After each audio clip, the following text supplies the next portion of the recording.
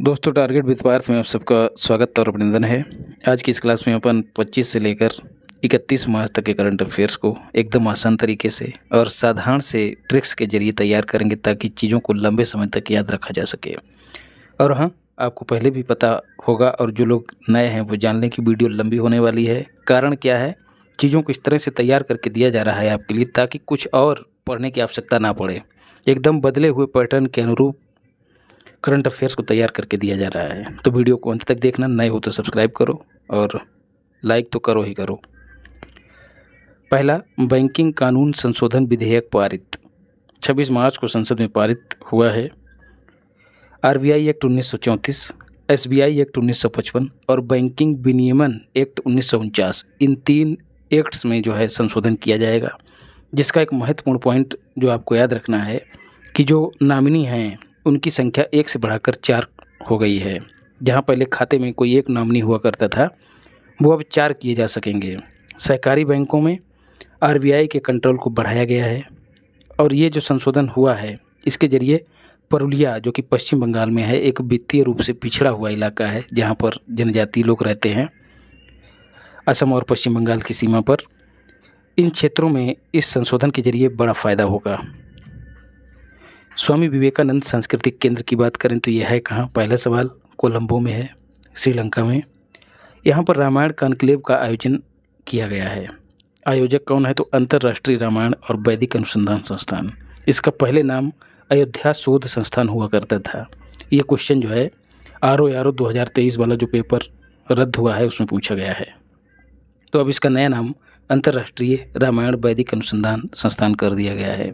दोस्तों, व्रत के चलते हो सकता है आपको मज़ा ना आ रहा हो क्योंकि एनर्जी लेवल डाउन है, लेकिन फिर भी आपको तैयार करना है, चीज़ों को, वीडियो को देखना है। पूर्व में नाम अयोध्या शोध संस्थान हुआ करता था क्योंकि 2023 में इसको चेंज कर दिया गया है। यूपी सरकार द्वारा इसको 1986 में स्थापित किया गया था, अयोध्या शोध संस्थान को। 1986 में और क्या क्या हुआ था? अपीडा का गठन हुआ था और उपभोक्ता संरक्षण अधिनियम ये भी इसी वर्ष अधिनियमित हुआ। तो 1986 बहुत इंपॉर्टेंट है, याद रखिएगा। तेरे मेरे सपने, जैसा कि नाम से जाहिर है, तेरे और मेरे मतलब 2 लोगों की बात हो रही है। कौन 2 लोग? जो विवाह करना चाहते हैं। तो तेरे मेरे सपने क्या है? एक विवाह पूर्व परामर्श केंद्र। उस परामर्श केंद्र का नाम है जो विवाह पश्चात होने वाली चुनौतियों को कम करेगा। आप लोग देख ही रहे हैं आजकल कितने ज़्यादा संबंध विच्छेद हो रहे हैं, तो इसी के चलते वो जो नीला वाला ड्रम है वो वायरल हो रहा है। तो जो राष्ट्रीय महिला आयोग है उसने इस तरह के परामर्श केंद्र कि अगर आप एक दूसरे को चाहते हैं तो चीज़ों को समझ लें, उस समझ को डेवलप करने में ये तेरे मेरे सपने केंद्र जो है वो मदद करेगा कि आपको शादी के बाद कैसे व्यवहार करना है, पहले कैसे व्यवहार करना है। तो ये हर ज़िले में स्थापित किया जाएगा। तो अगर कथन बना के पूछ लिया जाए तो घबराना मत। 8 मार्च को विजया राहटकर ने इसकी शुरुआत की थी। शुरुआत में 9 राज्यों में 21 सेंटरों की शुरुआत की गई, लेकिन अब जो है इसे देश के हर जिले में खोला जाएगा। भारत फोर्ज और टाटा एडवांस्ड सिस्टम, ये रक्षा कंपनियां हैं दोनों। चर्चा में क्यों? क्योंकि रक्षा मंत्रालय ने एक समझौता किया है। कितने रुपए का? तो 6900 करोड़ रुपए का। काहे के लिए?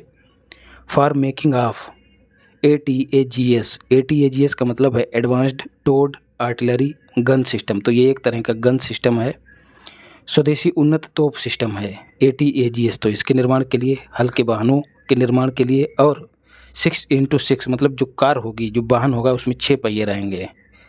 6x6 पहियों वाला जो वाहन है जिसको नाम दिया गया है 6x6 गन टोइंग व्हीकल, ये कठिन भूभागों में भी तोप की तैनाती करने में सक्षम होगा। मतलब तोप जो है वो इस पर लगाई जाएगी और ये चाहे जहाँ घुसा दो चढ़ता चला जाएगा क्योंकि ये 6x6 है। इसके 6 के 6 पहिए जो हैं सीधे इंजन से कनेक्ट हैं। आमतौर पे ये होता है जैसे बाइक है, बाइक में क्या होता है, एक ही पहिया इंजन से कनेक्ट होता है, अगला वाला फ्री होता है। तो अगर इसको 2x2 कर दिया जाए, कहा जाए, तो इसका मतलब ये होगा कि इसके दोनों पहिए इंजन से कनेक्ट हैं। तो इसी अवधारणा पर ये 6x6 वाहन जो है वो आधारित है। त्रिभुवन सहकारी विश्वविद्यालय, लोकसभा ने इसकी स्थापना को लेकर विधेयक पारित कर दिया है। ग्रामीण प्रबंध संस्थान, सवाल है कि ये कहाँ स्थित है? तो गुजरात के आणंद में स्थित है।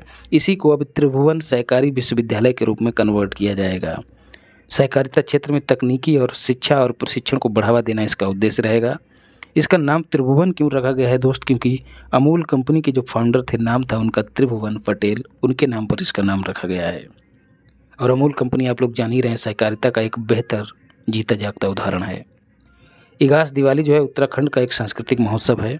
मार्क कार्नी कनाडा के नए पीएम हैं, पूर्व गवर्नर रहे वहाँ के केंद्रीय बैंक के। और ये किस पार्टी से हैं? तो ये लिबरल पार्टी से हैं। और इन्होंने किसका स्थान लिया है? जस्टिन बीबर का नहीं, जस्टिन ट्रूडो जो पूर्व पीएम हैं उनका स्थान ग्रहण किया है। तो दोनों ही लिबरल पार्टी के हैं, याद रखिएगा। मार्क कार्नी, आगे नाम चाहे जो भी हो, लेकिन तुम मार्क कार्नी याद रखिएगा विशेष रूप से। मैं वही चीज़ें देता हूँ जो आसानी से याद रखी जा सकें। यूनेस्को का है चर्चा में है। उड़ीसा के इसने 24 तटीय गांवों को सुनामी हेतु तैयार गांव के रूप में मान्यता दी है। तो कितने गांव? 24। किस राज्य ने? ओडिशा ने। राइज एप्लीकेशन की बात करें तो ये यूपी गवर्नमेंट का एप्लीकेशन है फॉर वैक्सीनेशन मॉनिटरिंग। जो राज्य में वैक्सीनेशन होता है बच्चों को, महिलाओं को, उसकी मॉनिटरिंग करने के लिए। इसकी फुल फॉर्म क्या है? Rapid immunisation skill enhancement. जय श्री वेंकटेश्वर मंदिर कहाँ है दोस्त? आप सबको पता है, तिरुपति बालाजी मंदिर के नाम से भी इनको जाना जाता है। ये आंध्र प्रदेश में है।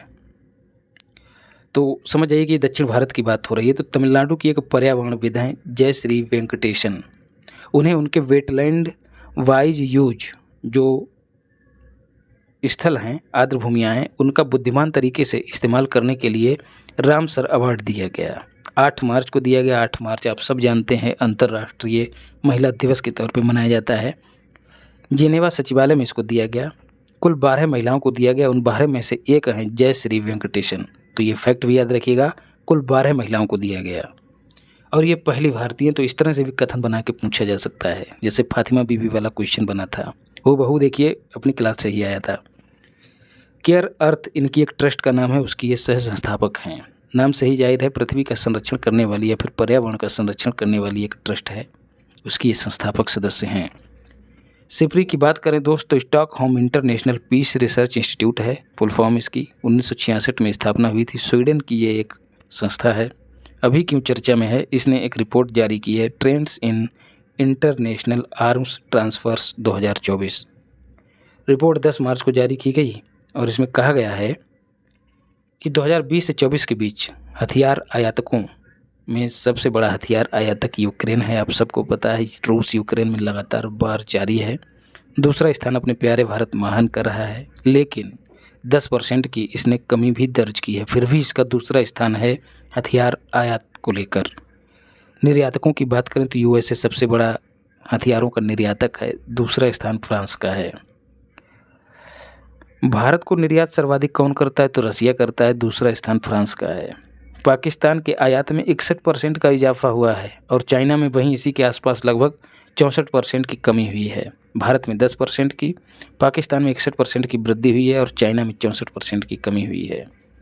पूरे यूरोप में दोस्त 155% हथियारों के आयात में वृद्धि दर्ज की गई है, याद रखिएगा। प्रोजेक्ट हैक की बात करें तो HDFC ने स्टार्ट किया है फॉर इंडियन एयरफोर्स के जो पेंशन भोगी हैं उनकी मदद करने के लिए। जो ग्राहक हैं इसके, उनके लिए विशेष रूप से मदद करने के लिए HDFC बैंक ने इसको जारी किया है। US क्रिफ क्या है दोस्त? US commission on international religious freedom 25 मार्च को एक रिपोर्ट जारी हुई है, US क्रिफ ने जारी की है और कहा है कि भारत अल्पसंख्यकों के साथ भेदभाव भरी नीति अपनाता है। और भारत की जो संस्था है RWA रा, उस पर इसने प्रतिबंध की सिफारिश की है और भारत को कंट्री ऑफ पार्टिकुलर कंसर्न चिंता की श्रेणी में रखा जाने वाला देश की श्रेणी में रखा गया है। लेकिन इंडिया ने क्या किया है? इंडिया ने इसको सिरे से खारिज कर दिया है। गुजरात की बात करें तो यूनिफॉर्म सिविल कोड UCC लागू करने की घोषणा करने वाला दूसरा राज्य बना है। पहला राज्य उत्तराखंड है, याद रखिएगा। और राज्य की स्थापना के साथ ही जहां पर यूनिफॉर्म सिविल कोड लागू है उस राज्य का नाम आपको बताना है। TPR की बात करें दोस्तों, यह है त्रिपुरा। TB मुक्त अभियान में उत्कृष्ट प्रदर्शन करने के कारण स्वास्थ्य और परिवार कल्याण मंत्रालय ने त्रिपुरा को पुरस्कृत किया है।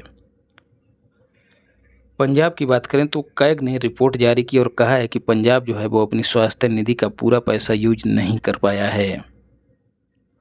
माता कर्मा की बात करें तो ये कृष्ण भक्त हैं। इनकी 1009वीं जयंती सीएम ने मनाई है।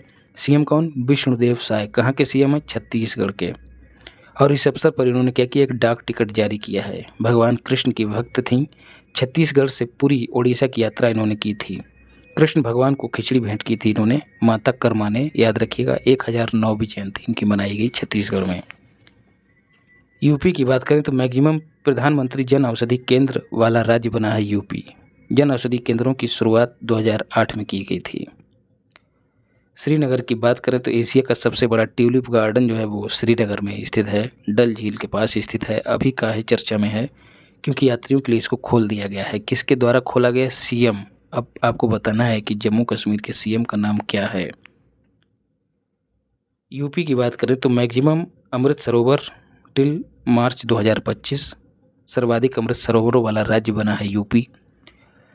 योजना कब शुरू हुई थी आपको ये भी याद रखना है। 2022 में इस योजना की शुरुआत की गई थी, जिसके तहत प्रत्येक जिले में 75 अमृत सरोवर स्थापित किए जाएंगे ताकि जो भूमि जल है उसके स्तर को बढ़ाया जा सके। देश के एक्सप्रेस वे के नेटवर्क में यूपी के एक्सप्रेस वे जो हैं उनका योगदान कितना है? तो 55% अकेले योगदान दे रहा है यूपी। ये बड़ी बात है। इन सब फैक्ट को जो है आप मेंस में आंसर राइटिंग करने के दौरान इस्तेमाल कर सकते हैं।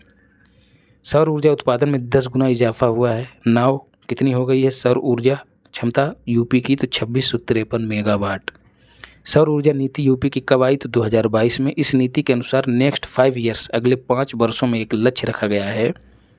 कितना? 22,000 मेगावाट क्षमता स्थापित करने का यूपी सरकार के द्वारा। तो नीति कब आई? 2022 में।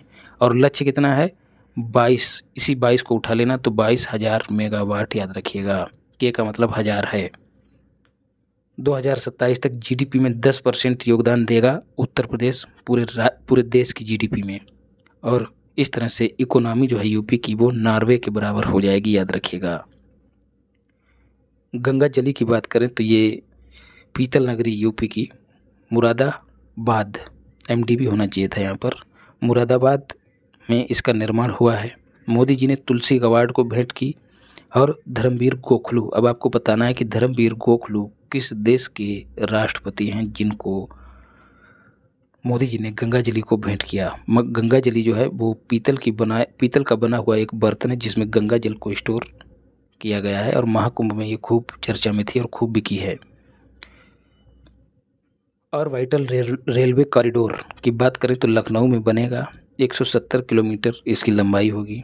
ये लखनऊ के चारों ओर बनाया जाएगा। एक रेल कॉरिडोर है। इसमें क्या होगा? जो अंदर के जो रेल मार्ग हैं लखनऊ के अंदर के, उनका बोझ कम होगा।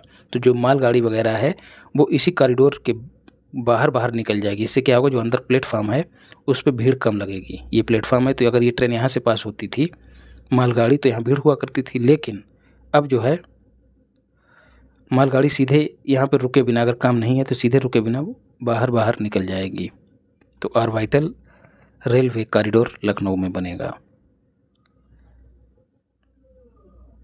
फिर बात करें F-404, एक लड़ाकू विमान इंजन है, यूएसए का है। चर्चा में क्यों है? लाइट कॉम्बैक्ट जो क्राफ्ट हैं भारत के, जिसमें से एक है मार्क 1A, उसके लिए आपूर्ति स्टार्ट कर दी है यूएसए ने, याद रखिएगा। तो F-404 क्या है? एक इंजन है लाइट कॉम्बैक्ट एयरक्राफ्ट के लिए। और एक और LCA है भारत का जो प्रसिद्ध और चर्चित है, उसका नाम आपको बताना है। यूपी की बात करें तो 2016-17 से लेकर नाउ अब तक यूपी की जो कृषि विकास दर है वो पहले 8.6% हुआ करती थी, वो अब बढ़कर 14% हो गई है। यूपी में कितने कमिश्नरेट हैं, मतलब कितने ज़िले हैं जहां पर कमिश्नर व्यवस्था है? तो 7 पुलिस कमिश्नरेट हैं यूपी में। 6 स्पेशल सिक्योरिटी फोर्स बटालियन या फिर कंपनियां हैं यूपी में बेहतर सुरक्षा व्यवस्था सुनिश्चित करने के लिए। अयोध्या जी में रामायण थीम पर जो रामायण के चरित्र हैं उनके आधार पर वैक्स म्यूजियम बनेगा। वैक्स मतलब मोम से जो है म्यूजियम बनाया जाएगा। जो रामायण के किरदार हैं, चरित्र हैं, उनको बनाया जाएगा इस म्यूजियम में। सीएम सामूहिक विवाह योजना, जिसके तहत समूह में विवाह किया जाता है, उसमें राशि जो है पहले 51,000 हुआ करती थी, वो अब यूपी में बढ़ाकर 1 लाख कर दी गई है। ये सब चीज़ें मैंने आपको यूपी बजट में तैयार कराई हैं। राष्ट्रीय पारिवारिक लाभ योजना की बात करें तो 1995 में इसकी शुरुआत हुई थी।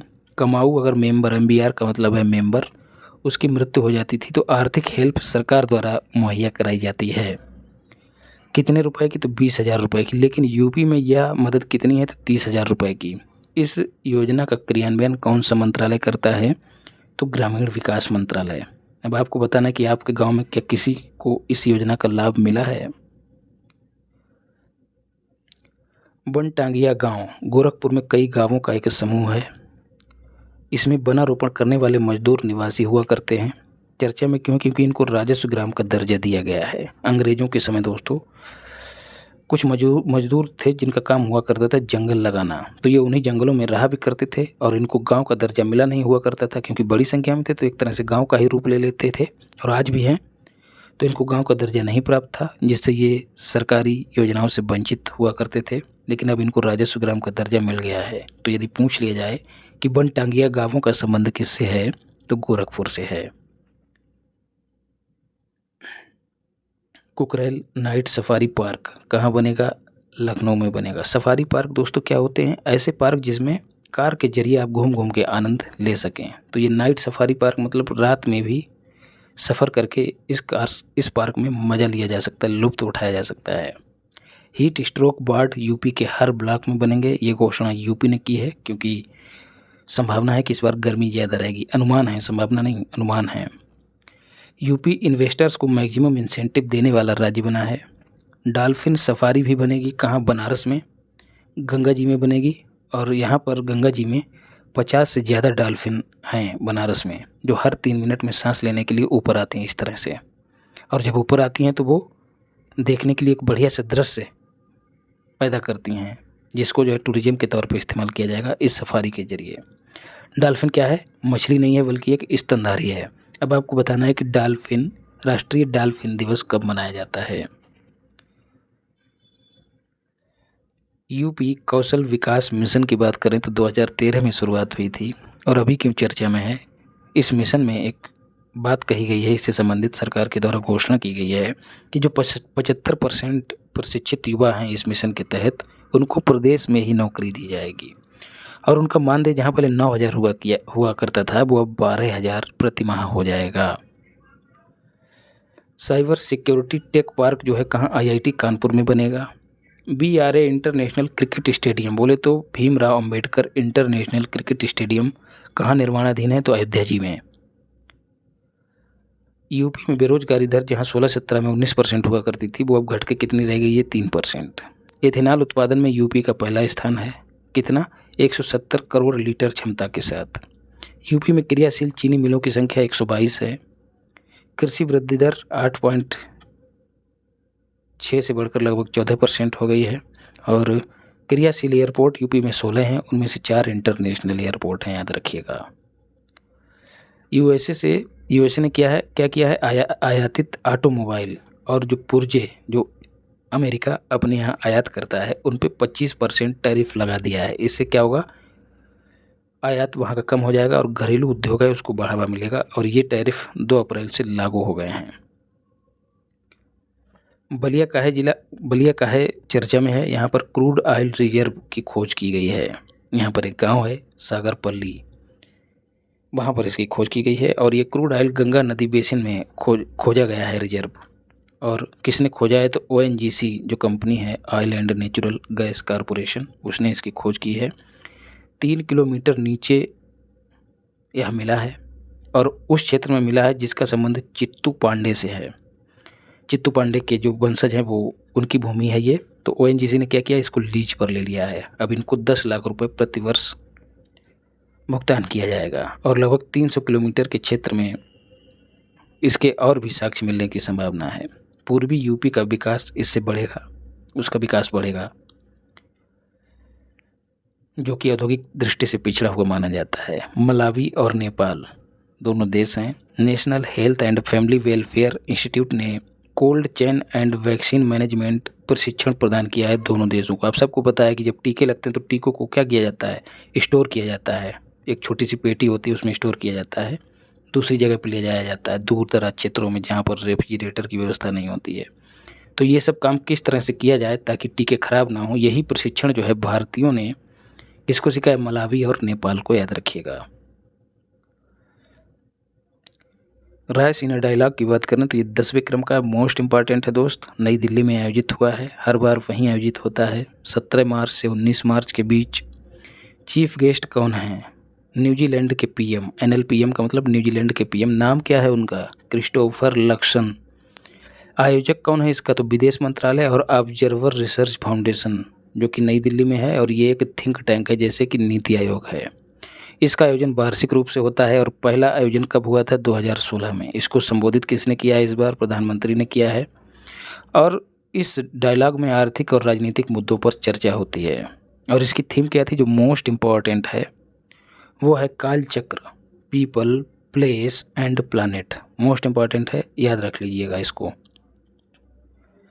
खेलो इंडिया विंटर गेम्स 2025 2 चरणों में आयोजित हुए। एक तो जनवरी में आयोजित हुए, दूसरे मार्च में आयोजित हुए। जनवरी वाले लद्दाख में और मार्च वाले जम्मू कश्मीर के गुलमर्ग में आयोजित हुए हैं। लद्दाख वाले में लद्दाख विजेता रहा है, दूसरे स्थान पर तमिलनाडु, और गुलमर्ग वाले चरण में सेना विजेता रही है पहले नंबर पे। तो विंटर गेम्स हैं तो स्वाभाविक सी बात है कहीं विंटर वाले मतलब सर्दियों वाले क्षेत्र में ही आयोजित हुए होंगे, तो जम्मू कश्मीर में आयोजित हुए हैं। पयोधी की बात करें तो नवजातों जो बच्चे हैं उनके लिए माँ का दूध उपलब्ध कराने वाला बैंक है। दिल्ली एम्स में इसको स्टार्ट किया गया है। ठीक है, बहुत सी माएँ ऐसी होती हैं जो बच्चे को जन्म देती हैं लेकिन उनको दूध नहीं आता है, तो क्या होता है, इस बैंक से दूध लेके बच्चे को पिलाया जा सकेगा, जो कि बहुत ही मतलब एक अमृत के समान काम करता है माँ का दूध। तो ऐसी महिलाओं के बच्चों को जो है मदद मिलेगी। FDI की बात करें तो दुबई ने एक रिपोर्ट जारी की है और कहा है कि जो वहाँ की ग्रीन फील्ड प्रोजेक्ट हैं उनमें सबसे बड़ा निवेश इंडिया ने किया है। ग्रीन फील्ड प्रोजेक्ट कैसे? ग्रीन फील्ड मतलब हरा भरा खेत। हरा भरा खेत है, यहाँ पर जो फैक्ट्री स्थापित की जाएगी उसी को ग्रीन फील्ड प्रोजेक्ट कहा जाएगा। मतलब एकदम जीरो से जहाँ पर काम की शुरुआत हो। ब्राउन फील्ड क्या होता है? वहाँ पर पहले से कोई कंपनी या फैक्ट्री लगी है, वो ख़राब हो गई है, एकदम खंडर हो गई है, उसी में कोई पैसा लगा के उसको पुनः चालू करते तो इसको कहा जाएगा ब्राउन फील्ड प्रोजेक्ट। रेमिटेंस की बात करें तो प्रवासियों द्वारा धन का हस्तांतरण रेमिटेंस कहलाता है। RBI के छठे इंडिया रेमिटेंस के सर्वे में कहा गया है, जो कि 2023-24 के लिए, उसमें कहा गया है कि सर्वाधिक रेमिटेंस भारत में USA से आया है। और किस राज्य में आया है? तो महाराष्ट्र में आया है। वर्ल्ड बैंक ने भी एक ग्लोबल लेवल पर एक रिपोर्ट जारी की थी जिसमें कहा गया था कि इंडिया सर्वाधिक रेमिटेंस प्राप्त करने वाला देश है, दूसरा देश चाइना है और तीसरा मैक्सिको है। चंद्रयान 5 की बात करें तो जाक्सा, जापान की जो स्पेस स्टेशन है, स्पेस एजेंसी है, उसको जाक्सा कहा जाता है, उसकी हेल्प से लॉन्च किया जाएगा। इसरो के हेड B नारायणन ने इसकी मंजूरी दे दी है। 2027 में लॉन्च किया जाएगा। इससे पहले तो चंद्रयान 4 ही हमें लॉन्च करना है। तो चंद्रयान के किस संस्करण के लिए जाक्सा के साथ समझौता हुआ है? तो चंद्रयान 5 के लिए। 2035 तक भारत जो है BSS की स्थापना करेगा, भारत स्पेस स्टेशन। इटली की बात करें तो यहाँ के वैज्ञानिकों ने सुपर सॉलिड स्टेट में प्रकाश को चेंज कर दिया है। सुपर सॉलिड स्टेट क्या होती है? पदार्थ ठोस होता है लेकिन बिना घर्षण के बह सकता है। ठोस होता है लेकिन वह बह भी सकता है, ऐसा गुण होता है सुपर सॉलिड स्टेट में। RBI की बात करें तो लंदन की जो सेंट्रल बैंकिंग संस्था है उसने डिजिटल ट्रांसफॉर्मेशन अवार्ड दिया है RBI को फॉर डिजिटल पहलों के लिए। कौन सी डिजिटल पहलें?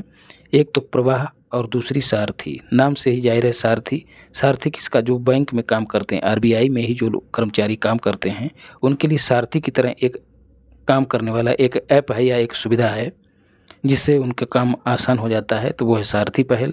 और प्रवाह जो अन्य बैंक हैं जिनको RBI से काम होता है, कोई आवेदन करना है या कोई सूचना लेनी है, तो इन सब कामों में आसानी रहे उसके लिए RBI ने एक अन्य पहल लॉन्च की जिसका नाम है प्रवाह। तो RBI से जो अदर बैंक हैं, अन्य बैंक, उनके बीच क्या होता है? सूचनाओं का प्रवाह होता है, इसलिए इसका नाम प्रवाह रखा गया है। और सारथी RBI के अंदर ही जो कर्मचारी हैं उनका सारथी बनेगा, ऐसे जोड़ के याद रखिएगा तो भूलोगे नहीं। RBI की बात करें तो 1934 एक्ट के तहत 1 अप्रैल 1935 को स्थापना हुई थी। इसका प्रारंभ में हेडक्वार्टर कलकत्ता में हुआ करता था, लेकिन 1937 में ये सरक कर कहाँ पहुँच गया? मुंबई में। 1949 में इसका राष्ट्रीयकरण कर दिया गया, याद रखिएगा। LPAR की बात करें तो large phased array A radar, एक तरह का रडार है। चाइना ने म्यांमार के यूनान प्रांत में तैनात किया है इसको। ये एक निगरानी सिस्टम है जो 5000 किलोमीटर की रेंज को कवर करता है। इसके जरिए चाइना क्या करेगा, जो अब APJ अब्दुल कलाम द्वीप है, जिसका पहले नाम व्हीलर द्वीप हुआ करता था, और हिंद महासागर पर जो परीक्षण करता है भारत हिंद महासागर में, उन पर नज़र रखने में सक्षम हो जाएगा चाइना। त्रिनाद एंड टोबैगो दोनों कैरेबियन देश हैं, द्वीपीय देश हैं। कैपिटल है पोर्ट ऑफ स्पेन। चर्चा में क्यों है, यहाँ के नए प्रधानमंत्री बनाए गए हैं, निर्वाचित हुए हैं, जिनका नाम है स्टुअर्ट यंग। यंग से याद आया, एक है फिलेमॉन यंग। फिलेमॉन यंग आपको बताना है कि ये जो हैं उंगा के किस सत्र की बैठक की अध्यक्षता कर रहे हैं कहाँ के, ये कैमरून के हैं। आपको ये भी मैं बता ही दे रहा हूँ, लेकिन आपको सत्र का नाम बताना है। प्रवासी भारतीय दिवस जो हुआ था भारत में आयोजित हुआ सम्मेलन, उससे संबंधित, तो उसमें राष्ट्रपति कगालू यहीं के राष्ट्रपति थे, वो चीफ गेस्ट थे। कहाँ आयोजन हुआ था इसका, उड़ीसा में आयोजन हुआ था। वुमेन प्रीमियर लीग की बात करें तो 14 फरवरी से लेकर 15 मार्च तक आयोजित हुआ। तीसरे क्रम का है। फाइनल मुंबई के ब्रेवार्न स्टेडियम में हुआ है, और इसमें विजेता टीम कौन सी रही है, तो मुंबई इंडियंस। उपविजेता कौन सी रही, तो दिल्ली कैपिटल्स। लगातार इसकी तीसरी हार रही है, मतलब अभी तक 3 ही संस्करण हुए हैं और तीनों में हारी है दिल्ली कैपिटल। कैसे याद रखना, कैपिटल मतलब राजधानी, राजधानी हमारी क्या है, दिल्ली। राजधानी लगातार हार रही है, सोचने की बात है। कप्तान कौन थी मुंबई इंडियंस की, तो हरमनप्रीत कौर। पहला 2023 में आयोजित हुआ था, उसमें मुंबई इंडियंस जीती थी। चैंपियंस ट्रॉफी 2025 खूब चर्चा में है। किस क्रम की है, 9वें क्रम की। होस्ट कंट्री कौन सी है, तो पाकिस्तान। कब से कब आयोजित हुई, 19 फरवरी से लेकर 9 मार्च। तो 19 का जो 9 है उसको कहाँ पहुँचा देना है, मार्च में। तो 19 फरवरी से लेकर 9 मार्च। फाइनल किन देशों के बीच हुआ, तो इंडिया और न्यूजीलैंड के बीच। आयोजित कहाँ हुआ, अबू धाबी में। और किस स्टेडियम में आयोजित हुआ, तो गद्दाफी स्टेडियम में। इंडिया विजेता रहा है, तो इंडिया को कितनी राशि मिली है, तो $2.24 मिलियन, लगभग 19.5 करोड़ रुपए। मॉम कौन बना है man of the match, Rohit Sharma जो कि कैप्टन भी हैं। इंडिया इसको जीतने के बाद 3 बार चैंपियंस ट्रॉफी जीतने का रिकॉर्ड बना चुकी है, 2002 में, 2013 में और अभी 2025 में, तो 3 बार जीत चुकी है। रिकॉर्ड तो नहीं, लेकिन आप याद रखिए इसकी उपलब्धियां हैं इंडिया की। पर्यावरण 2025 एक राष्ट्रीय सम्मेलन है। 29 मार्च को द्रौपदी मुर्मू ने इसको संबोधित किया, कहाँ, नई दिल्ली में। इसका आयोजक कौन है, नेशनल ग्रीन ट्रिब्यूनल, याद रखिएगा। इंडिया USA व्यापार वार्ता कहाँ आयोजित हुई, नई दिल्ली में। और इसमें लक्ष्य रखा गया है, समझौते पर साइन हुए हैं, 2030 तक जो दोनों के बीच द्विपक्षीय व्यापार है वो बढ़ाकर $500 अरब करने के लिए। म्यांमार फिर से चर्चा में है। 7.7 तीव्रता का यहाँ पर भूकंप आया, कब, 28 मार्च को। तीव्रता भी याद रखनी है। और इसका हाइपोसेंटर 10 किलोमीटर नीचे बताया गया है। हाइपोसेंटर मतलब जिसको हिंदी में कहते हैं भूकंप मूल, भूकंप मूल जिसको कहते हैं। और एपिसेंटर अधिकेंद्र, तो जैसे पृथ्वी है और पृथ्वी में भूकंप कहाँ से उत्पन्न होता है, जहाँ पर चट्टानें टकराती हैं। तो जो चट्टानें जहाँ पर टकराती हैं और ऊर्जा मुक्त होती है उसी को कहा जाता है भूकंप मूल। और सबसे पहले ये जहाँ पर तरंगें पहुँचती हैं उसको कहा जाता है एपिसेंटर, मतलब अधिकेंद्र। तो यही भूकंप मूल जो है 10 किलोमीटर नीचे था। और एपिसेंटर मांडले, म्यांमार में। मांडले जेल भी आपने सुनी है इतिहास में। मांडले के सागाइंग क्षेत्र में इसका एपिसेंटर था। कारण क्या था, भारतीय और यूरेशियन प्लेट की टक्कर। प्रभावित होने वाले देश कौन से, थाईलैंड, म्यांमार, बांग्लादेश और इंडिया। इंडिया का मेघालय में इसके झटके महसूस किए गए। इंडिया ने वहाँ पर बचाव और मानवीय सहायता के लिए ऑपरेशन ब्रह्मा चलाया। इसने C-130 विमान भी भेजा और INS सतपुड़ा और INS सावित्री दोनों पहुँचेंगे, ये भी याद रखिएगा। तो सती सावित्री, सतपुड़ा का सत ले लेना, उसमें मात्रा लगा देना, सती हो जाएगा, और सावित्री ऐसे जोड़ के याद रखोगे तो भूलोगे नहीं, लंबे समय तक याद रहेगा। सती और सावित्री, सती मतलब सतपुड़ा।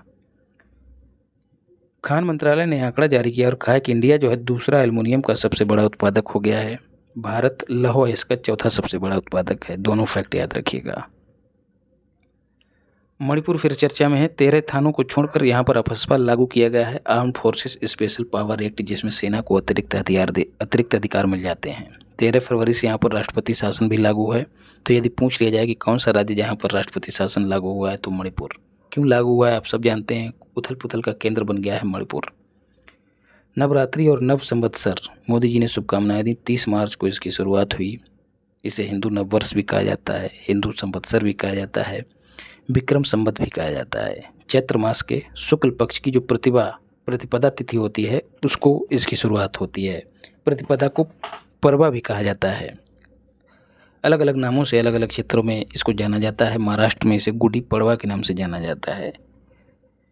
तो 30 मार्च को 2082वां विक्रम संवत शुरू हो गया। तो आपको याद रखना है कौन सा संवत, 2082।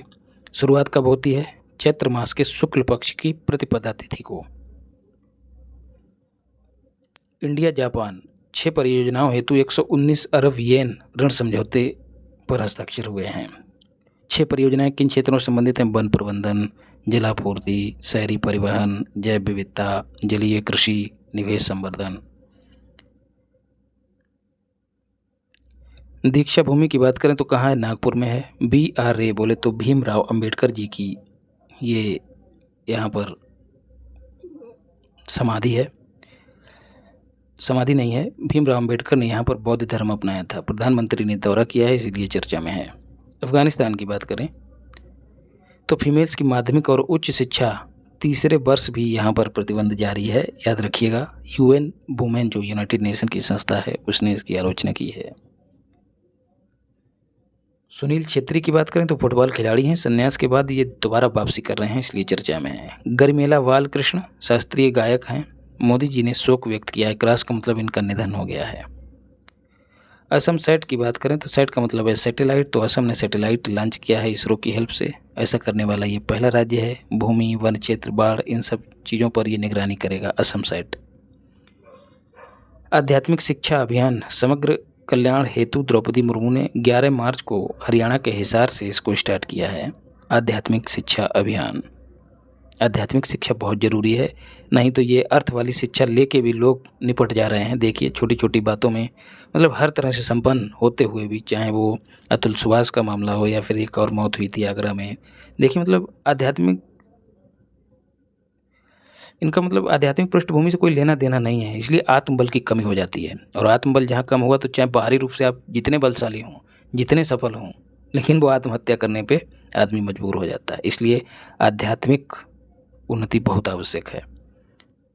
CISF की स्थापना की बात करें तो उसका स्थापना दिवस मनाया गया कहाँ? तमिलनाडु के थरलोक्कम में। और यहीं पर CISF का एक प्रशिक्षण केंद्र भी है।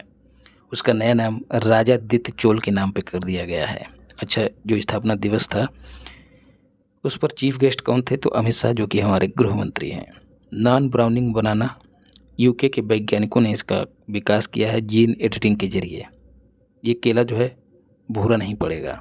वैसे केला पीला होता है, लेकिन जैसे जैसे समय बीतता है ये भूरा पड़ने लगता है। तो ये नॉन ब्राउनिंग केला है।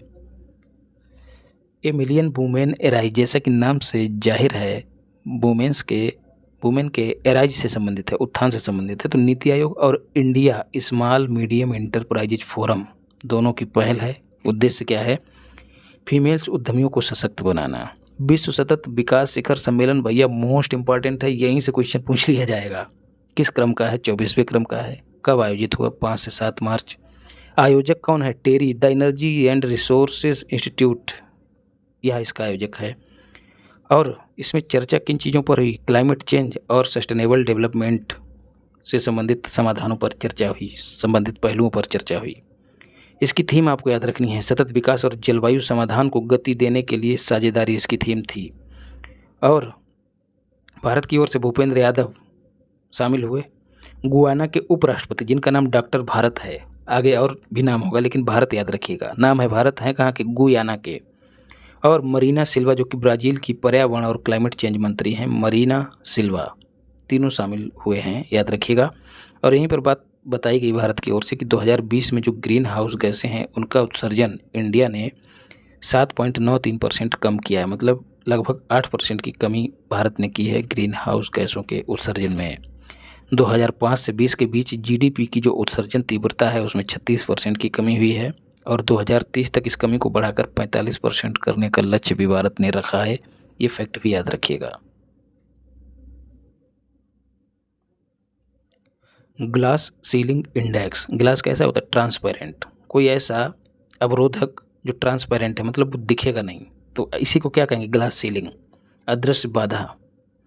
जारी किया है इस इंडेक्स को दी इकोनॉमिस्ट ने, वार्षिक रूप से जारी होता है। OECD organisation of economic corporation and development, उसके सदस्य हैं 29 देश।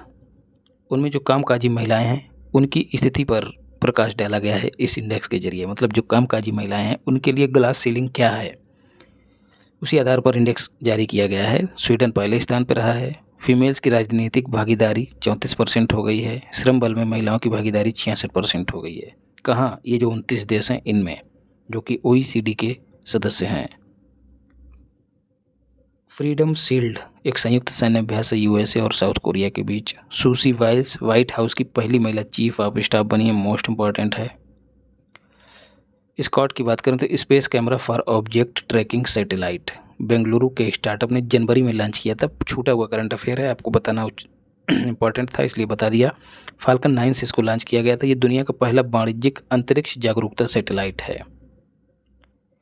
स्टार्टअप का नाम क्या? दिगंतारा। विश्व वायु गुणवत्ता रिपोर्ट मोस्ट इंपॉर्टेंट है, जारी कौन करता है? IQ एयर नाम की एक संस्था है स्विट्जरलैंड की, वो जारी करती है। मार्च में जारी की गई और कहा गया कि सबसे प्रदूषित देश चाड है, दूसरा स्थान बांग्लादेश का है, तीसरा पाकिस्तान का है, चौथा अफ्रीका का कांगो जायरे है और पांचवा स्थान भारत का है। तो भारत का स्थान आपको याद रखना है। और 20 सबसे प्रदूषित शहर, उन 20 में से 13 भारत के हैं और उन 13 में भारत का सबसे ज़्यादा प्रदूषित शहर है बर्नीहाट। ये कहाँ का है? ये मेघालय का है, असम और मेघालय की सीमा पर अवस्थित है। मैक्सिमम प्रदूषित कैपिटल दिल्ली है, जहाँ पर जो PM 2.5 पार्टिकुलेट मैटर जो है, जिनका आकार 2.5 होता है, जो सांस के जरिए हमारे अंदर चले जाते हैं, फेफड़ों को, रेस्पिरेटरी सिस्टम को प्रभावित करते हैं। तो जो PM 2.5 वो कितना दिल्ली में दर्ज किया गया है? 91। ठीक, लेकिन WHO क्या कहता है कि एक लेवल है कितना? 5 म्यूग्राम प्रति मीटर क्यूब, तो है कितना? 91। तो चिंताजनक स्थिति है। तो WHO वाला विशेष रूप से याद रखिएगा। PM 2.5 में 7% की कमी दर्ज की है इंडिया ने 2024 में, ये भी याद रखिएगा। प्रदूषित शहरों में यूपी का लोनी शहर, ग्रेटर नोएडा और मुजफ्फरनगर भी शामिल हैं, याद रखिएगा। माइक्रोसॉफ्ट को पढ़ें तो 4 अप्रैल 2025 को 50वीं वर्षगांठ मनाई जाएगी। स्थापना इसकी 4 अप्रैल 1975 को हुई थी। किसने की थी? पॉल एलन और बिल गेट्स ने। इसके CEO वर्तमान में कौन है? सत्या नडेला। हेडक्वार्टर इसका कहाँ है? वाशिंगटन। वाशिंग किसकी होती है? कपड़ों की, ठीक है। और कपड़ों की होती है वाशिंग, और कपड़ों की क्या होती है? पोटली, ठीक, पोटली। और पोटली का जो पोर्ट है वो क्या है? पोटामैक। तो जो वाशिंगटन है वो पोटामैक नदी के किनारे है, याद रखिएगा। एशियाई शेरों की बात करें तो गुजरात के गिर क्षेत्र में पाए जाते हैं, भारत में एकमात्र स्थल है। चर्चा में क्यों? पिछले 5 सालों में 669 की मौत हुई है, लेकिन अच्छी बात यह है कि ये शिकार इनका नहीं हुआ, स्वाभाविक मौत हुई है। एशियाई शेरों को इंडेंजर्ड कैटेगरी में रखा गया है IUCN की रेड लिस्ट में। सिटीज़ में भी शामिल किया है और वन्य जीव संरक्षण एक्ट 1972 में भी इनको शामिल किया गया है। चाय के निर्यात से संबंधित आंकड़ा जारी हुआ है। इंडिया दूसरा बड़ा निर्यातक बन गया है श्रीलंका को पीछे छोड़ के। तो सर्वाधिक निर्यात कौन करता है? केन्या, दूसरा स्थान इंडिया का, तीसरा श्रीलंका का। 2024 में इंडिया ने 255 मिलियन किलोग्राम चाय का निर्यात किया है, जो 10% वृद्धि है, ये भी याद रखिएगा। अगर कथन बना के पूछ ले तो फंसिएगा मत। सर्वाधिक उपग्रह शनि के बताए गए हैं, 128 थे पहले, मतलब 128 खोजे गए हैं, अब बढ़कर कितने हो गए? 274। पहला स्थान हो गया है शनि का। दूसरे स्थान पर बृहस्पति है जिसके 95 सैटेलाइट हैं, याद रखिएगा। तो अब 274 शनि के हो गए हैं। राष्ट्रीय टीकाकरण दिवस 16 मार्च को मनाया जाता है।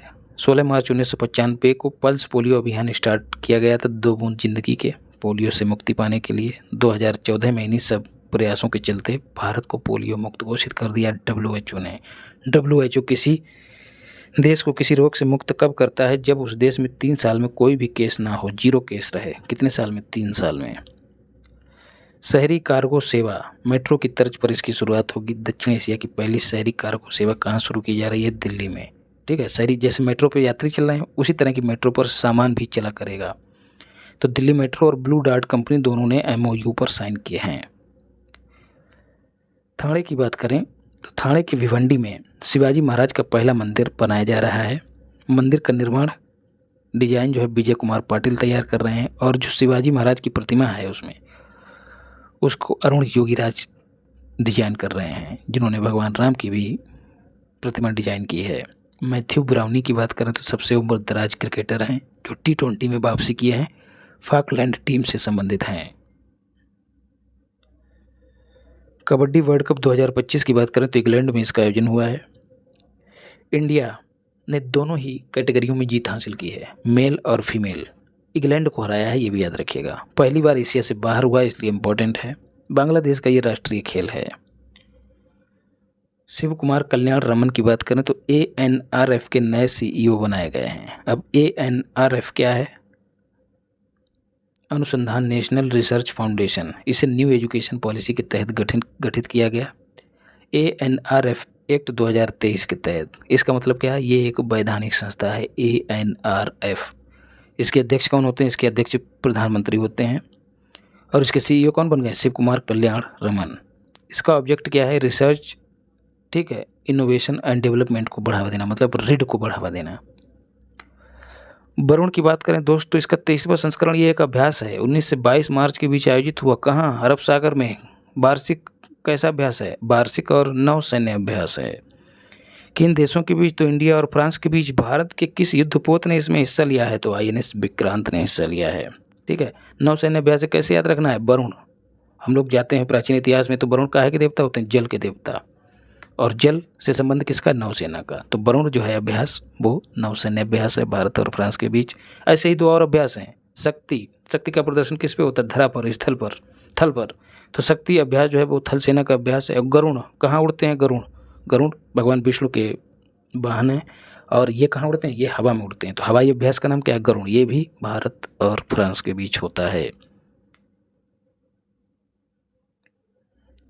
आयुष्मान खुराना की बात करें तो ये फिट इंडिया मूवमेंट जो कि 29 अगस्त 2019 को मोदी जी ने शुरू किया था, लोगों को फिट रहने के लिए जागरूक करने के लिए, इसका आइकॉन इनको नियुक्त किया गया है।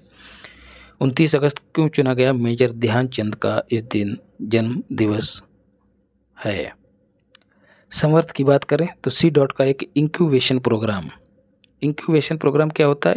एक तरह का पालन पोषण करने वाला प्रोग्राम। अगर कोई स्टार्टअप है, उसकी स्थापना हुई है तो उसको किस तरह से ग्रो कराया जाए, इससे संबंधित पूरा एक प्रोग्राम है। तो C. ने एक प्रोग्राम लॉन्च किया जिसका नाम है समर्थ। अब स्टार्टअप को स्थापित हुआ है, अगर उसका विकास किया जाएगा तो क्या होगा? वो समर्थ होगा। उसको समर्थ बनाने के लिए समर्थ नाम का एक इंक्यूबेशन प्रोग्राम लॉन्च किया है C. ने। C. की फुल फॉर्म क्या है? Centre for development of telematics. Objective इसका क्या है? टेलीकॉम स्टार्टअप्स में इनोवेशंस को बढ़ावा देना।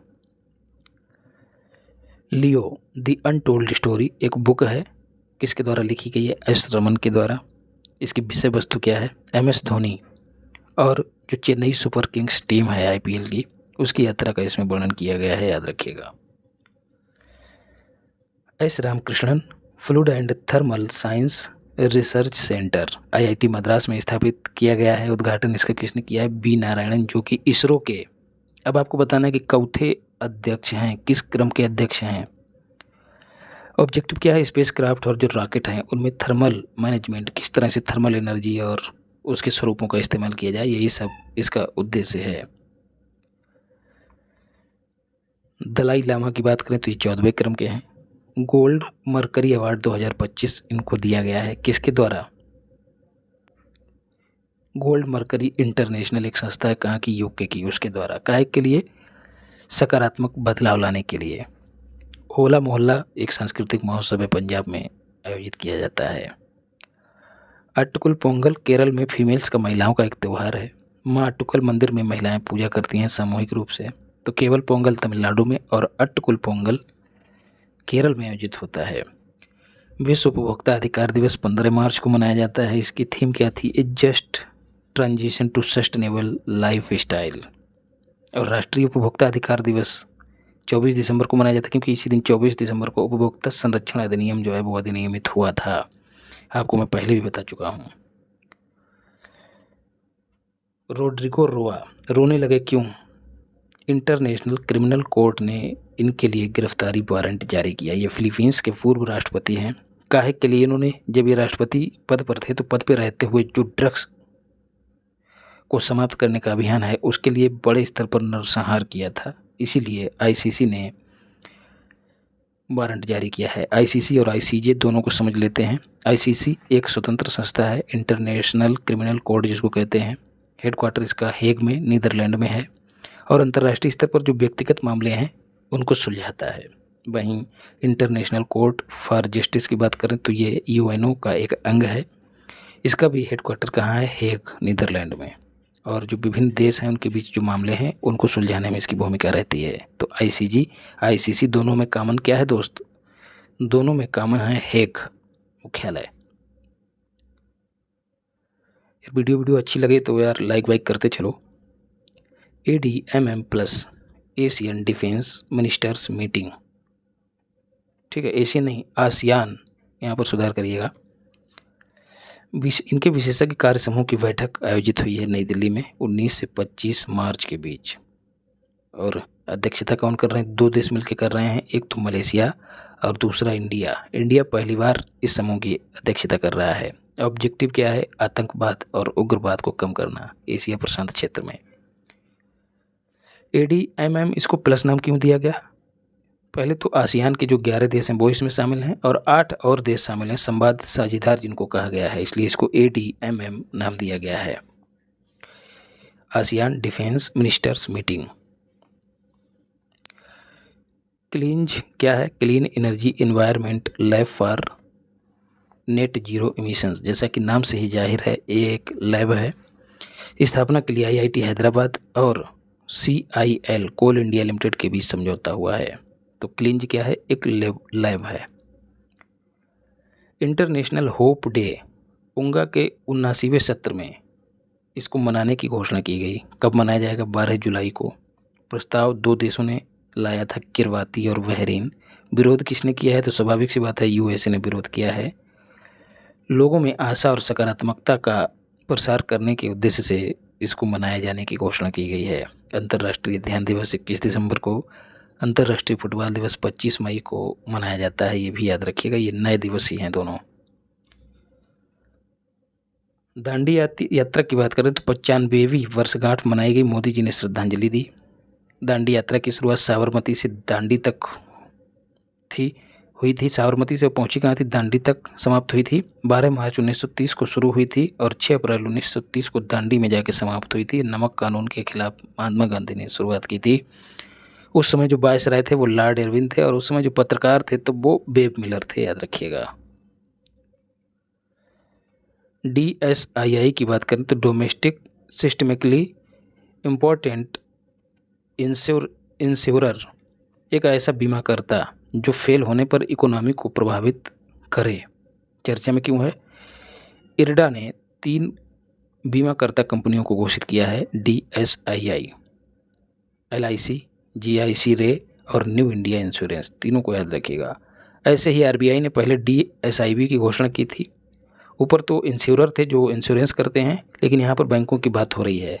ऐसे बैंक जो बहुत महत्वपूर्ण है, अगर वो तीनों लैप्स हुए तो अर्थव्यवस्था को प्रभावित करेंगे बड़े स्तर पर। तो ये 3 बैंक कौन है? तो SBI, HDFC और ICICI। इन तीनों के नाम भी याद रखिएगा। नेक्टर की बात करें तो north east centre for technology application and reach, ये department of science and technology के तहत स्वायत्त संस्थान है। ऑब्जेक्टिव क्या है इसका? नॉर्थ ईस्ट में सामाजिक आर्थिक विकास में टेक्नोलॉजी के यूज को बढ़ावा देना। चर्चा में क्यों है? जो साइंस और टेक मंत्री हैं अपने जितेंद्र सिंह, उन्होंने शिलांग में इसकी आधारशिला रखी। स्थापना तो इसकी 2014 में ही हो गई थी, लेकिन परिसर स्थापित नहीं था। स्थापना अभी रखी गई है, फाउंडेशन अभी रखी गई है। फोकस स्टेम पर करता है, science, technology, engineering, math, drone technology पर केसर की खेती को किस तरह से बढ़ावा दिया जाए, बांस के क्षेत्र में किस तरह से नवाचार किया जाए, इन सब पहलुओं पर इसका फोकस रहता है। HKU1 ह्यूमन कोरोना वायरस है। पहला केस इसका कोलकाता में दर्ज किया गया। श्वसन संक्रमण इसके तहत होता है। कोरोना की तरह ही है, हालांकि इसके मामले ज़्यादा बढ़े नहीं हैं। इंडिया और मॉरिशस की बात करें तो स्थानीय मुद्रा में लोकल करेंसी में व्यापार करने के लिए समझौता हुआ है। इससे पहले भारत UAE के साथ कर चुका है। रसिया के साथ भी भारत का इस तरह का समझौता है, याद रखिएगा। मतलब डॉलर का यूज नहीं करेंगे व्यापार में। वर्ल्ड हैप्पीनेस रिपोर्ट 2025 20 मार्च को जारी की गई, क्योंकि 20 मार्च को ही क्या मनाया जाता है, अंतर्राष्ट्रीय प्रसन्नता दिवस। अच्छा, जारी इसको किसने किया है, तो United nation sustainable development solution network ने। ठीक है। अच्छा, हैप्पी रहने के लिए क्या ज़रूरी है, एक सोल्यूशन होना चाहिए, समस्याओं का सोल्यूशन, ऐसे जोड़ के याद रखिएगा।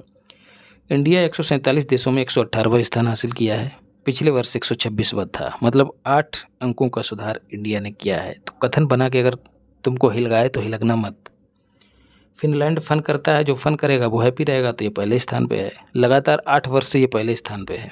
और अफगानिस्तान एकदम निचले पायदान पे है, जहाँ 3 साल से महिलाओं को उच्च शिक्षा नहीं, माध्यमिक शिक्षा और जो सामान्य शिक्षा उससे वंचित रखा गया है। तो सोचिए, जहाँ महिलाएं परेशान होंगी तो वो खुश कैसे रहेगा। इंडिया जो है नेपाल और पाकिस्तान से नीचे है। दूसरा स्थान डेनमार्क का है। मोस्ट इम्पॉर्टेंट है ये। Green waste processing plant PPP model पर प्राइवेट पब्लिक पार्टनरशिप, मतलब सरकार भी, निजी क्षेत्र भी और सरकार और निजी क्षेत्र दोनों मिलकर इस पर काम करेंगे। इस पर आधारित ये इंडिया का पहला प्लांट होगा। इंदौर में निर्माणाधीन है। एस्ट्रोनॉमिकल इंडस्ट्रीज और इंदौर म्यूनिसिपैलिटी कॉरपोरेशन दोनों मिलकर इसको बना रहे हैं। लकड़ी के पत्ते, फूल, जो हरा कचरा है उसको जो है चूरे में बदल दिया जाएगा, फिर उसको सुखा के प्लेट जैसे दोना पत्तल वगैरह होते हैं वो बनेंगी और ईंधन बनाया जाएगा।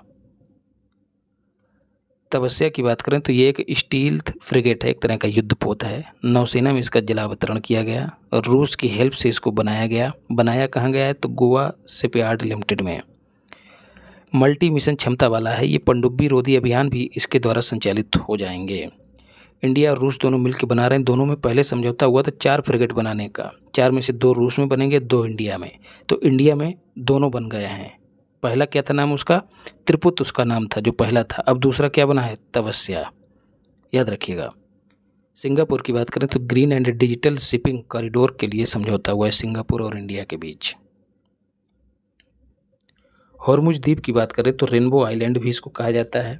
कहाँ है, ईरान में। रेनबो आप सब जानते हैं, इंद्रधनुष।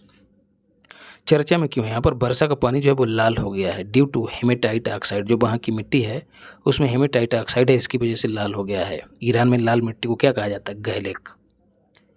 सहकारी टैक्सी सेवा अमित शाह ने लॉन्च करने की घोषणा की। संचालन इसका सहकारी समितियाँ करेंगी, सरकार हेल्प करेगी। जो ओला और ऊबर कंपनियाँ जो मनमानी कर रही हैं उन पर अंकुश लगाने के लिए उसके पैरेलल इसको तैयार किया जा रहा है, इसको शुरू किया जाएगा।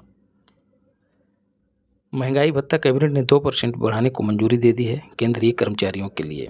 टेक कृति 2025 IIT कानपुर में होने वाला महोत्सव है। इस बार ये 31वें क्रम का है। CDS जो हमारे हैं अनिल चौहान, उन्होंने इसका उद्घाटन किया है। U का मतलब है उद्घाटन। सशस्त्र बलों का आधुनिकीकरण किस तरह से हो, इन सब पहलुओं पर चर्चा हुई और प्रदर्शनी का आयोजन किया गया। इंद्र अभ्यास की बात करें तो इंडिया और रसिया के बीच होने वाला अभ्यास है, 14वें क्रम का है। द्विवार्षिक है, इम्पॉर्टेंट है इसलिए। नौसेना अभ्यास है, कहाँ आयोजित हुआ, वे ऑफ बंगाल में। कब से कब तक, 28 मार्च से 2 अप्रैल तक। अब क्रोनोलॉजी भी पूछी जाती है, इसलिए दिमाग में डाले रखना। डेट भले याद रहे या ना रहे, लेकिन महीना जरूर याद रखिएगा। न्यूक्लियर मिशन की बात करें तो इंडिया ने स्टार्ट किया है। लक्ष्य क्या है, 2047 तक 100 गीगावाट न्यूक्लियर एनर्जी का उत्पादन करना, जो कुल ऊर्जा का 10% होगी। निजी कंपनियों को भी निवेश करने का मौका दिया जा रहा है पहली बार। स्मॉल मॉड्यूलर रिएक्टर भी स्थापित किए जाएंगे इस मिशन के तहत। बजट 2024-25 में 20,000 करोड़ रुपए इसके लिए आवंटित किए गए थे। संशोधित राष्ट्रीय गोकुल मिशन कैबिनेट ने मंजूरी दे दी है। पशुधन क्षेत्र के विकास से संबंधित ये मिशन है। 2021-22 से लेकर 2025-26 की अवधि तक 3400 करोड़ रुपए का आवंटन किया गया है, जो कि 15वें वित्त आयोग की अवधि भी है।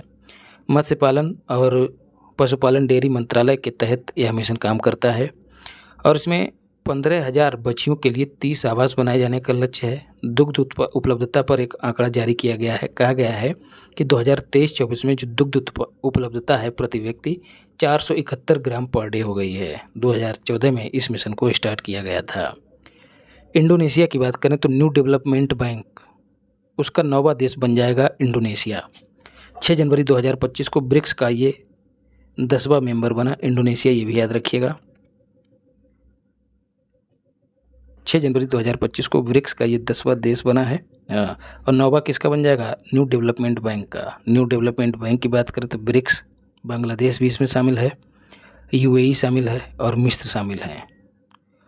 और अब 9वां कौन शामिल हो जाएगा? इंडोनेशिया। 2015 में स्थापना हुई थी, हेडक्वार्टर शंघाई में है और डिल्मा रोसेफ जो कि ब्राज़ील की हैं वो इसके अध्यक्ष हैं। केरल की बात करें तो वरिष्ठ नागरिक आयोग स्थापित करने की घोषणा की है और ऐसा करने वाला इंडिया पहला राज्य बना है। बुजुर्गों को गरिमापूर्ण जीवन सुनिश्चित कराना इसका उद्देश्य है। केरल में ही पलक्कड़ में 110 से अधिक मेगालिथिक दफन स्थल की खोज आर्कियोलॉजिकल सर्वे ऑफ इंडिया ने की है। यह स्थल कहाँ पर है? पलक्कड़ मालपुजा बांध के पास। मेगालिथ क्या होते हैं? पत्थर से निर्मित संरचना होती है, याद रखिएगा। एबल पुरस्कार, इसको गणित का नोबेल भी कहा जाता है, नॉर्वे सरकार के द्वारा दिया जाता है।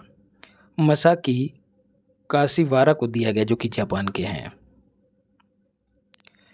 BL सरसम क्या है? Vertical launch short range surface to air missile, नाम से ही जाहिर है। वर्टिकल लॉन्च एकदम सीधे लॉन्च हो जाती है, मतलब युद्धपोत पे अगर है तो उससे भी सीधे लॉन्च होगी। DRDO और नौसेना ने इसका सफल परीक्षण किया है चांदीपुर उड़ीसा में। भारत में ये इसका विकास किया गया है, मतलब पूर्णतया इंडिजीनियस है। लोबोथ्रॉक्स भारत, बे ऑफ बंगाल में मछलियों के गले में एक परजीवी आइसोपॉड है, उसकी खोज की गई है जिसका नाम है लोबोथ्रॉक्स भारत। किसके द्वारा? जूलॉजिकल सर्वे ऑफ इंडिया के द्वारा। कहाँ? ओडिशा के तट पर। मछलियों में ये एक एनीमिया का कारण है, लोबोथ्रॉक्स भारत जो परजीवी है। जूलॉजिकल सर्वे ऑफ इंडिया 1916 में स्थापना, कोलकाता में हेडक्वार्टर। और पर्यावरण, वन और जलवायु परिवर्तन मंत्रालय के अधीन काम करता है। और धरती बनर्जी जो है इसकी पहली महिला अध्यक्ष हैं, ये भी याद रखिएगा। ऑनलाइन गेमिंग पर बैन लगाने के लिए 1410 गेमिंग साइट्स, ऑनलाइन गेमिंग पर 1410 गेमिंग साइट्स पर सरकार ने प्रतिबंध लगाया है। अंतर्राष्ट्रीय वन दिवस कब मनाया जाता है? वन किसमें? 21 में क्या है? वन। तो 21 मार्च को मनाया जाता है। इसकी थीम थी फॉरेस्ट्स एंड फूड। 2012 में घोषणा की थी यूएनओ ने और 2013 में पहली बार मनाया गया। इस बार आयोजक कौन है? तो FAO, food and agriculture organisation. इसका हेडक्वार्टर आपको बताना है कहाँ है। वीनस ऑर्बिटर मिशन की बात करें तो इसरो की योजना है, नाम से ही जाहिर है। वीनस मतलब शुक्र का अध्ययन किया जाएगा, उसके पर्यावरण का अध्ययन किया जाएगा, उसके सतह का अध्ययन किया जाएगा। शुक्र को पृथ्वी का जुड़वा ग्रह कहा जाता है, ये सबसे गर्म ग्रह है। सबसे गर्म ग्रह है तो अच्छा, पृथ्वी का जुड़वा भी है, तो इससे क्या होगा? पृथ्वी पर जो ग्लोबल वार्मिंग है उसकी क्या वजह है, उसका भी अध्ययन करने में हमको आसानी होगी। और ये 2 ग्रहों में से एक है जिसका घूर्णन पूर्व से पश्चिम की ओर है। दूसरा कौन सा है? अरुण।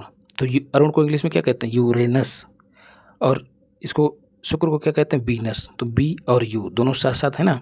दोनों का चक्रण जो है, जो घूर्णन है, नहीं चक्रण जो है वो ईस्ट से वेस्ट है, बाकी सबका वेस्ट टू ईस्ट है, याद रखिएगा। नैनी झील की बात करें तो उत्तराखंड में है, नैनीताल में है। इसके किनारे नैना देवी मंदिर भी है। चर्चा में क्यों? क्योंकि इसके जल स्तर में कमी देखी गई, नाटकीय ढंग से कमी देखी गई। लगभग 5 फीट इसका जल स्तर कम हो गया है। मीठे पानी की झील है। इंडिया की बात करें तो दुग्ध उत्पादन में पहले स्थान पे है। 1998 से लगातार इसको पहला स्थान ही हासिल है। विश्व में दुग्ध उत्पादन में 25% योगदान देता है इंडिया। दूसरा स्थान USA का है। राजीव गौबा की बात करें तो नीति आयोग का इन्हें पूर्णकालिक मेंबर नियुक्त किया गया है। अन्य मेंबर कौन कौन से? विनोद पाल, रमेश चंद्र और विजय कुमार। अजय सेठ नए वित्त सचिव बनाए गए हैं, याद रखिएगा। स्वदेशी MRI मशीन जो है दिल्ली एम्स में परीक्षण हेतु इसकी स्थापना की जाएगी। आप सबको पता है MRI मशीन का इस्तेमाल डायग्नोस्टिक में किया जाता है। क्षमता इसकी कितनी होगी? 1.5 टेस्ला। देश की पहली है। अभी तक हम क्या करते थे? जर्मनी जैसे देशों से आयात करते थे। MRI की फुल फॉर्म याद रखिएगा, मैग्नेटिक रेजोनेंस इमेजिंग। नाम से ही जाहिर है मैग्नेट मतलब चुंबकीय क्षेत्र का इस्तेमाल करता है। रेडियो वेव्स का इसमें यूज होता है। एक्सरे का यूज नहीं होता है। मशीन छवि कैसे बनाती है? तो जो हाइड्रोजन परमाणु हैं, अच्छा मनुष्य जो है उसका शरीर, उसके शरीर में जल कितना? 70%। और जल में क्या है? हाइड्रोजन। तो हाइड्रोजन के जो परमाणु हैं, इन्हीं की गति के आधार पर और चुंबकीय क्षेत्र के जरिए शरीर के जो बॉडी ऑर्गन है उनकी छवि इस मशीन के जरिए बनाई जाती है। वायलर्स विधेयक 2024 लोकसभा में पारित हो गया है। वायलर्स अधिनियम 1923 इसके जरिए इसको समाप्त किया गया है। उद्देश्य क्या है? सुरक्षित संचालन सुनिश्चित करना, विस्फोटों को कम करना, जिससे जीवन और संपत्ति की सुरक्षा होगी। बॉयलर्स आप लोग जानते ही हैं, बड़े बड़ी फैक्ट्रियों में पानी को उबालने के लिए इस्तेमाल किया जाता है और भाप पैदा की जाती है और भाप का अन्य चीज़ों में इस्तेमाल किया जाता है। वर्ल्ड एथलेटिक्स की बात करें तो एथलेटिक्स खेलों का विनियमन करने वाली संस्था है। हेडक्वार्टर मोनाको में है। मोनाको फ्रांस से लगा हुआ देश है, भूमध्य सागर के किनारे स्थित है। चर्चा में क्यों है? खेलों में लिंग निर्धारण हेतु खिलाड़ियों के गालों से स्वाब मतलब मांस का छोटा सा अंश लेकर उसकी जांच को मंजूरी इसने दे दी है। आपने पिछले पेरिस ओलंपिक में देखा होगा किस तरह से महिला के रूप में पुरुष खिलाड़ी जो है महिला खिलाड़ी से मुकाबला किया था। तो ये सब चीज़ें जो है मतलब डायग्नोस्ट करने में कहीं ना कहीं जब धोखा होता है, उन्हीं सब चीज़ों से और खेलों में न्याय सुनिश्चित करने के लिए, महिला अधिकारों की रक्षा करने के लिए ये एक और तरीका अपनाया गया है। दिल्ली बजट 2025-26 पेश कर दिया गया। कब? 25 मार्च को। किसके द्वारा? रेखा गुप्ता के द्वारा। क्यों? क्योंकि रेखा गुप्ता सीएम के साथ साथ दिल्ली की वित्त मंत्री भी हैं। इसका आकार याद रखिएगा भाई, राजधानी का बजट है, याद होना चाहिए। 1 लाख करोड़ इसका आकार है। पिछले वर्ष की तुलना में 32% की वृद्धि हुई है। शिक्षा क्षेत्र में 17% की वृद्धि हुई है। महिला समृद्धि योजना के लिए 5100 करोड़, ठीक है, 51 शुद्ध एक पवित्र नंबर माना जाता है हिंदू धर्म में। उसी के तहत इसका जो बजटीय आवंटन है वो 5100 करोड़ रखा गया है। आयुष्मान योजना के तहत 5 लाख केंद्र की तरफ से, 5 लाख राज्य की तरफ से, मतलब 10 लाख रुपए का कवरेज दिया जा रहा है। यमुना सफाई के लिए खूब चर्चा में रही है। 9000 करोड़ रुपए का आवंटन किया गया है। आपदा प्रबंधन संशोधन विधेयक 2025 पहले भी मैं आपको बता चुका हूँ। चर्चा में क्यों? क्योंकि संसद ने पारित कर दिया है। राष्ट्रपति की मंजूरी मिलना बाकी है और यार मंजूरी मिली ही रखी है। आपदा प्रबंधन अधिनियम 2025 में संशोधन करता है यह विधेयक। इसके तहत नेशनल डिजास्टर मैनेजमेंट अथॉरिटी और स्टेट डिजास्टर मैनेजमेंट अथॉरिटी, इन दोनों को सीधे नीतियां बनाने का अधिकार मिल गया है। पहले ये काम समितियां करती थीं। इससे क्या होता था? लेट लतीफ़ी हुआ करती थी। आपदा भी आ रही है और पता लगा समिति निर्णय ही नहीं ले पा रही है। अब सीधे एनडीएमए और एसडीएमए को अधिकार मिल गया है। एक तो यह सुधार हुआ है। दूसरा, हर राज्य को स्टेट डिजास्टर रिस्पांस फोर्स, जहां पहले केंद्र में ही एनडीआरएफ हुआ करता था, अब हर राज्य को भी एसडीआरएफ बनाने का अधिकार मिल गया है। शहरों में अर्बन डिजास्टर मैनेजमेंट अथॉरिटी बनाई जाएंगी इस विधेयक के पारित होने के बाद। आपदा का जो है डेटाबेस तैयार किया जाएगा, आर्टिफिशियल इंटेलिजेंस का यूज किया जाएगा और जो आपदा समन में व्यवधान पैदा करेगा उसके लिए 10,000 रुपये का जुर्माना भी निर्धारित किया गया है। ये सब इम्पोर्टेंट फैक्ट हैं जो आपको याद रखने हैं। MS India development centre, MS मतलब माइक्रोसॉफ्ट, योगी जी ने नोएडा में इसकी फाउंडेशन रखी है। आर्टिफिशियल इंटेलिजेंस और सिक्योरिटी को बढ़ावा देना इसका उद्देश्य है। MS मतलब माइक्रोसॉफ्ट की हेल्प से इसको स्थापित किया जाएगा। टेक्सटाइल मशीन पार्क देश का पहला बनाया जाएगा कानपुर में। टेक्सटाइल से जुड़ी जो मशीनें हैं उनका निर्माण किया जाएगा, जिससे ये जो मशीनें बाहर से आयात होती थीं उनका आयात घटेगा। प्रतिबिंब मॉड्यूल जियोग्राफिक इंफॉर्मेशन सिस्टम है। ये एक मतलब जियोग्राफिक भौगोलिक क्षेत्र की जानकारी से संबंधित एक सिस्टम है। Launched by union home ministry और उसकी एक संस्था है Indian cyber crime coordination centre, जिसको I4C कहा जाता है। ऑब्जेक्टिव क्या है? साइबर जो क्रिमिनल हैं उनकी रियल टाइम मॉनिटरिंग करके उनके नेटवर्क को ध्वस्त करना। नाम से ही जाहिर है